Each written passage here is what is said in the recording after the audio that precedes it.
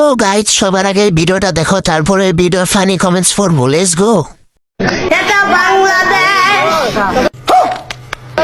এটা পাকিস্তান না রে বাবা, এটা ইন্ডিয়া না, বাংলাদেশের মানুষ আমার আল্লাহ তাআলা।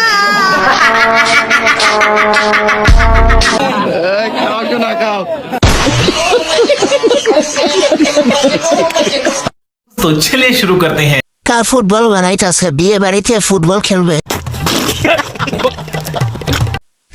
রুটির দোকানদার যখন দাওয়াত খেতে আসে, তোর মাথা নষ্ট।